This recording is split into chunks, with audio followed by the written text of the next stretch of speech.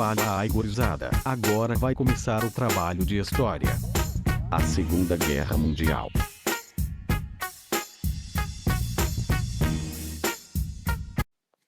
O fascismo leva à guerra. Hitler e Mussolini começaram a envolver a Alemanha e a Itália em ações militares, sendo a maioria delas de caráter expansionistas. Os fascistas usavam argumentos ideológicos para justificar a ampliação de territórios. Hitler obteve o apoio de boa parte da população alemã para os seus projetos expansionistas. Desde que Hitler chegou ao poder, desrespeitou sistematicamente a desmilitarização imposta pelo Tratado de Versalhes. Em 1936, Hitler e Mussolini se uniram, compondo o chamado Eixo Roma-Berlim.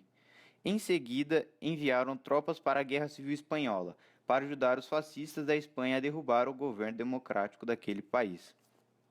No fim de 1936, o Japão, que pretendia tornar-se uma potência hegemônica no Sudeste Asiático, aliou-se à Itália e à Alemanha, formando-se então o eixo Roma-Berlim-Tóquio.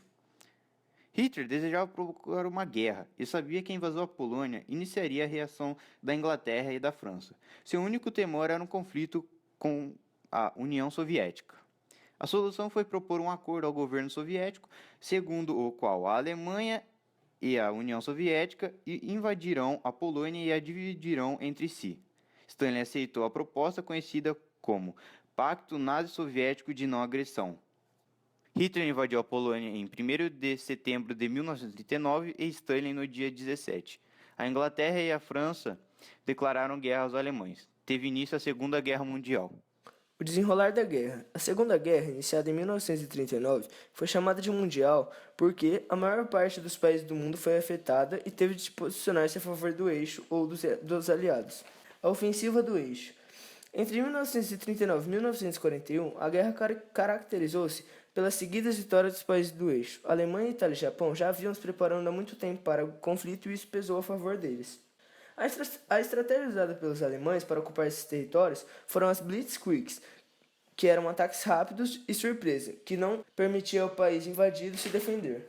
Depois de ocupar a França, os alemães partiram para a conquista da Inglaterra. Como o país se situa em uma ilha, o Hitler tentou dominá-lo por meio de bombardeios aéreos. Começou então o duelo entre a Força Aérea Alemã e a Real Força Aérea Britânica, que após alguns meses de combate conseguiu impedir a ocupação alemã. A tentativa de invasão e a reação a ela custaram a vida de mais de 40 mil civis ingleses. A heróica resistência dos pilotos da RAF levou o primeiro-ministro inglês, Winston Churchill, a afirmar: "Nunca tantos deveram tanto a tão poucos." E para minar a resistência inglesa, Hitler procurou romper a ligação da Inglaterra com suas colônias da África e da Ásia, e impediu que navios petroleiros chegassem ao país. A ofensiva japonesa. Em dezembro de 1941, o Japão atacou sem declaração anterior de guerra a base naval norte-americana no Havaí. A frota norte-americana ali instalada seria a única capaz de impedir os japoneses que ocupassem os cobiços territórios sudeste asiáticos. Revoltados com o ataque surpresa, os Estados Unidos entraram na guerra ao lado dos aliados. A reação aliada. A partir de 1942, os aliados conseguiram vitórias importantes, que mudaram os rumos da guerra. Fortalecido com a adesão dos Estados Unidos, detiveram a ofensiva dos alemães no norte da África, vencendo a Batalha de Al-Alamein, no Egito. Em 1943, os soviéticos venceram os alemães na Batalha de Stalingrado. O exército de Stalin rumou em direção à Alemanha, à medida que avançavam, libertaram vários países do leste europeu. Em maio de 1944, uma grande ofensiva aliada partiu da Inglaterra em direção à França, com o objetivo de libertá-la do controle nazista. O desembarque aliado ocorreu no dia 6 de junho, batizado de Dia D, na Normandia. Em abril de 1945, Mussolini, que resistia no norte da Itália, foi morto por guerrilheiros da resistência italiana. Em maio, já sem Hitler no comando, a Alemanha assinou sua rendição. O fim da resistência japonesa. Em maio de 1945, restava só uma frente de combate, o sul-sudeste asiático. O Japão ainda resistia e de sofrer grandes derrotas, e a sua rendição era questão de tempo.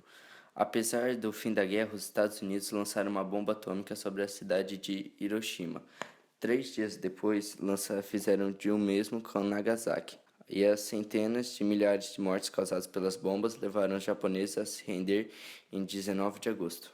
As consequências da guerra. A rendição do Japão pôs fim nos conflitos, mas não apagou o trágico saldo da guerra. 40 milhões de mortos, cerca de 6 milhões eram judeus perseguidos pelo nazismo, 30 milhões de feridos, fora a destruição nuclear.